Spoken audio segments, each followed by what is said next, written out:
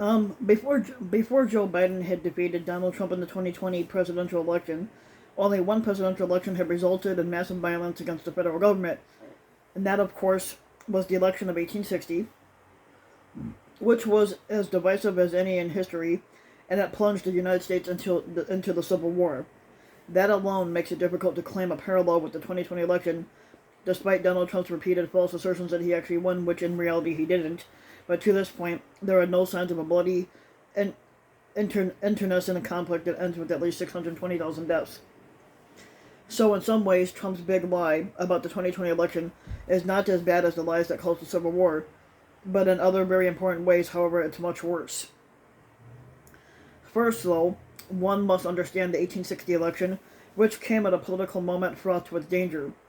Americans were divided as to whether slavery should be allowed into the newly acquired Western territories. Extremists in the South, sensing an opportunity to profit off of human bondage and nascent industries, wanted no limits on when, where, and how slavery could be expanded. But while there was certainty about some abolitionists who wanted to entirely, some of the abolitionists wanted to entirely eliminate slavery, but the mainstream anti-slavery forces mostly sought a compromise, where slavery would not be allowed to spread outside states where it was already legal.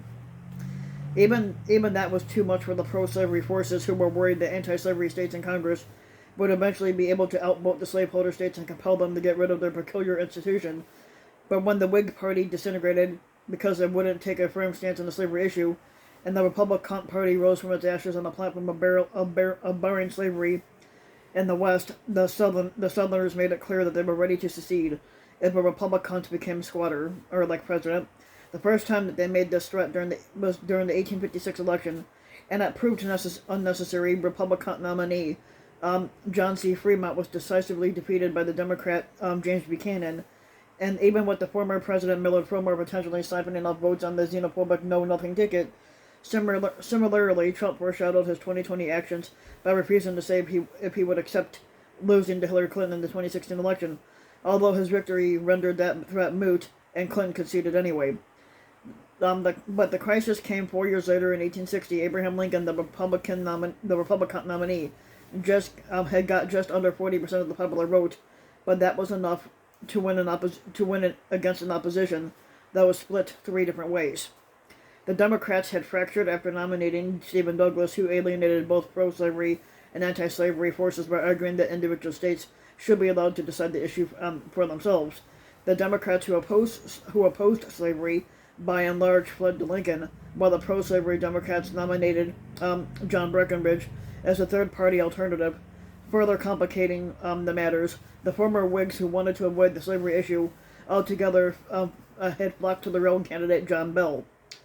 Lincoln's name didn't even appear on the ballot in 10 of the southern states, but he won a large majority of the votes across the North and won 18 states and 180 electoral votes back then.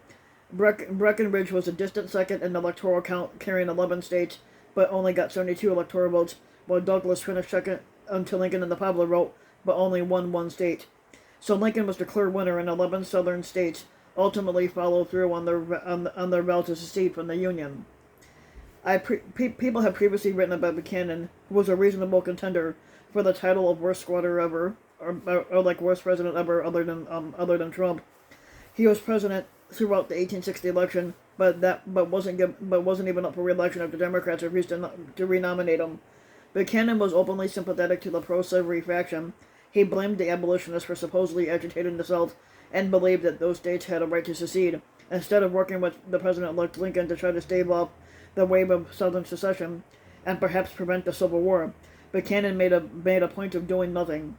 His bitterness somewhat resembled Trump's behavior after losing the 2020 election, but at least he wasn't trying to stay in power himself. But his actions were depraved and inept, but not literally dictatorial, and he didn't even try to gaslight the public with multiple false claims that the election was illegitimate. Another important difference lies in the strong possibility that the 2020 election marks a different setback for American democracy, and when the fallout from the 1860 election was said and done, after a bloody 4-year conflict, the franchise was actually amended. This is how the 15th Amendment came to be. The 15th Amendment explicitly extended the right to vote to all black men, including former slaves, and although it was not broadly or universally enforced for another year, century, that at least marked a step in the right direction. But Trump's big lie, by contrast, has been used to justify a wave of voter suppression laws across the country that was largely aimed at reducing ballot access for the black voters and other marginalized communities. The United States has had 10 previous incumbent presidents lose elections from John Quincy Adams, John Adams, all the way to George H.W. Bush. None of them were happy about it, but all of them accepted the legitimacy of their defeat. And violating this precedent and forcing his supporters to pass voter suppression laws, that will make Republican victories more likely in the future, but Trump's example has put democracy in dire peril, and that may well be the chief legacy of the 2020 election. There is one important way in which comparisons between the 1860 election and 2020 elections are not yet clear. Lincoln was a moderate on the slavery issue, in rough parallel to Biden.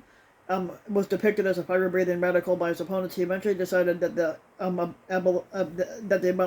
abolition of slavery was a righteous and necessary cost, and took on that historical obligation, even if that meant proving right his pro-slavery critics. The decision also very likely cost him his life. Lincoln also expanded the federal government power to regulate the economy and vigorously prosecuted the war, even in the face of widespread protests by the Confederate sympathizers in northern cities.